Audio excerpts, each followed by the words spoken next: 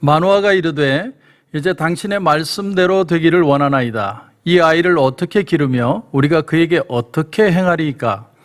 여호와의 사자가 마노아에게 이르되 내가 여인에게 말한 것들을 그가 다 삼가서 포도나무의 소산을 먹지 말며 포도주와 독주를 마시지 말며 어떤 부정한 것도 먹지 말고 내가 그에게 명령한 것은 다 지킬 것이니라 하니라. 아멘. 세상의 대다수의 부모들은 자식을 낳고 나면 어떻게 내 자식을 키워야 할지를 잘 모릅니다. 그래서 흔히 방목형의 부모가 있죠. 그냥 알아서 살아라. 그런가 하면 우리의 가두듯이 키우는 부모도 있고, 어떤 경우에는 윽박지르기도 하고, 또 어떤 경우에는 부모가 보기에 자식이 상전이 되기도 합니다. 남편 말은 절대로 안 듣는데 자식이 말하면 그대로 고개를 숙이는 엄마가 얼마나 많은지 몰라요. 자식을 바로 키운다는 건 참 어려운 일입니다. 그래서 요즘 젊은 부부들은요, 이 문제가 너무나 까다로워서 아이를 안 가지려고 하는 부부들도 많습니다. 오늘 하나님의 사자에게 마노아가 묻는 장면이 나옵니다. 마노아는 누굽니까? 마노아는 바로 삼손의 아버지죠. 삼손을 낳기 전에 이 부부가 나이 많아 늙었는데 천사가 나타나서 자식을 가진다고 그러니까 질문을 하는 겁니다. 오늘 12절을 보시면 마노아가 이르되 이제 당신의 말씀대로 되기를 원하나이다. 이 아이를 어떻게 기르며 우리가 그에게 어떻게 행하리이까? 여러분, 놀라운 사실은 성경에 이런 질문을 한 사람이 없어요. 아브라함도 네가 아들을 얻으리라고 얘기를 해도 그런 질문 한 적 없고, 한나도 마찬가지고, 마리아도 마찬가지고, 엘리사벳도 마찬가지고, 누구도 자식을 가진다는 사실에 대해서 놀라기는 했어도 그러면 어떻게 키워야 되죠? 라고 질문한 사람은 마노아가 처음일 겁니다. 천사가 그때 대답해 준 말이 얼마만큼 도움이 되었을지는 사실 몰라요. 왜냐하면 그렇게 해서 태어난 아들이 삼손인데 삼손의 인생이 얼마나 우여곡절이 많습니까? 나중에는 두 눈이 뽑히고 성전 기둥을 무너뜨려서 이 블레셋 사람들과 같이 죽죠. 그 인생이 비참하게 사실은 끝이 났습니다.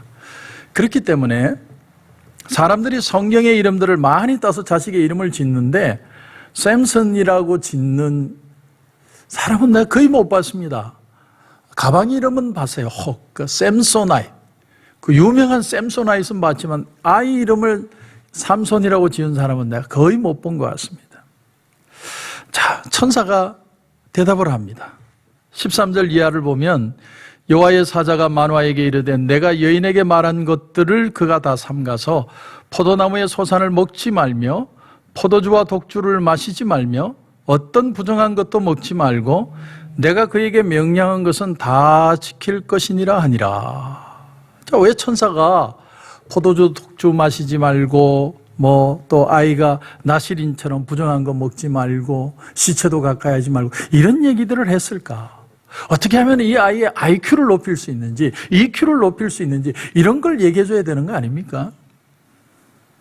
주님도 병든 자식을 고쳐주시거나 아니면 죽은 자녀를 살려냈을 때 자식을 앞으로는 이렇게 키워야 돼. 너희들 부부가 이걸 잘해야 앞으로 자식이 병 안 들어. 주님이 그렇게 말하신 적이 한 번도 없죠. 이후에 사도 바울도 남편들아 아내 사랑하기를 그리스도가 교회를 사랑한 것 같이 하라. 그리고 아내들아 남편에게 복종하기를 교회가 그리스도에게 복종함과 같이 하라. 근데 이렇게 지키는 부부를 제가 거의 못 본 것 같아요. 우리는 잘 키운다라는 말을 하지만 잘 키운다라는 게 굉장히 인간 중심적인 생각입니다. 잘 키운다는 건 하나님과 기준이 사람과 다릅니다. 그리고 누구를 위해 잘 키우는 거죠? 자식을 위해서입니까? 아니면 부모를 위해서입니까? 아니면 정말 하나님의 영광을 위해서 잘 키우는 것입니까? 예수님께서 나인성 과부를 위해 아들을 살려주셨을 때 그 아들을 위해 여러분 살려주셨다고 생각합니까? 예수님은요, 그 나인성 가부가 너무 민망해 보여서 너무 가슴이 미어져서 그 여인 때문에 아이를 살려주십니다. 또 수로보니게 여인의 딸, 그 딸을 고쳐주시는데 수로보니게 여인의 믿음을 보시고 그 딸을 고쳐주시죠. 그게 딸인지 아들인지 뭐 어떤 자식인지 그건 중요하지 않으셨어요. 주님이 보신 건 딱 하나, 그 여인의 믿음을 보시고 믿음 때문에 그 기도를 들어주십니다. 그런데 오늘 본문의 천사가 마노에게 한 예언은 사실은요, 부모의 만족을 위한 건 아니었다는 거죠. 자, 이스라엘을 위한 것입니다. 이스라엘을 위한 하나님의 큰 계획하심 속에서 이렇게 키우라고 얘기를 하시는 겁니다. 다시 말하면 부모의 만족을 주려고 주신 말씀이 아니라는 거예요. 그래서 오늘 14절을 보면 포도나무의 소산을 먹지 말며 포도주와 독주를 마시지 말며 어떤 부정한 것도 먹지 말고 내가 그에게 명령한 것은 다 지킬 것이니라. 그래서 한마디로 하나님께 드린 자가 되라는 거죠. 우리가 읽지는 않았지만 이제 다음 장에 가보면 삼손이 장성하자마자 처음으로 한 일이 뭡니까? 아버지와 엄마 앞에 이방 여자를 데리고 와서 결혼하게 해달라는 얘기였어요. 참 이게 기가 막히고 코가 막히고 참 가슴이 막힐 일이 아닙니까? 아니 어떻게 하나님의 뜻으로 낳은 자식이 이방 여자를 데리고 옵니까? 부모는 정말 답답한 상황이죠. 근데 놀라운 사실이 뭐냐면 14장 4절에 보면 그의 부모는 이 일이 여호와께로부터 나온 것인 줄은 알지 못하였더라, 이렇게 되어 있습니다. 그러니까 부모의 기준에는 미흡하고 흡족하지 않지만 하나님의 섭리에 의해서 그런 일이 이루어질 수 있다면 잘 자식을 키운다는 그 부모의 기준이 반드시 하나님의 뜻과 일치한다는 보장은 없다는 거죠. 그러니까 마노아가 바른 질문을 했던 겁니다. 내가 이 자식을 어떻게 키울까요? 어떻게 해야 됩니까? 아주 중요한 질문이고 바른 질문을 했습니다. 이건 우리가 하나님 앞에 물어야 될 질문이고 우리가 가지고 살아야 될 질문입니다. 다만 우리는 어디까지 오픈이 돼야 되느냐? 내가 원하지 않는 결과까지도 포함할 수 있다는 사실을 받아들여야 된다는 사실입니다. 자, 삼손이 분명히 하나님의 기름 부으심을 받은 사람이고 장차 이스라엘을 구원할 사람이고 사사의 사명을 받고 위대한 인물이 될 거지만 그러나 부모가 기대해 준 대로 살아줄 건 아니라는 거죠. 시나리오 밖의 일이 일어날 수 있다는 거예요. 부모들의 생각은 자기가 자식의 몫까지 내가 다 살아주면, 자식의 고통의 몫까지 내가 다 해결하면 우리 자식은 편안하게 고통 없이 살 것이다. 이런 미련을 가진 부모가 사실 엄청나게 많습니다. 그러나 그것은 옳지 않다는 거예요. 아무리 아쉽더라도 부모가 대신 감당할 수 없는 부분이 있다는 겁니다. 삼손이 장성한 다음에는 이제는 그 부모가 어떻게 이 아이를 키워야 할까, 그에게 어떻게 행해야 될까 염려한다고 되는 게 아니라 이제는 삼손 자신이 자신의 믿음을 가질 수 있도록 그 모든 일에 오픈된 마음을 가질 필요가 있다는 사실이에요. 여러분, 부모가 기도는 해줄 수 있습니다.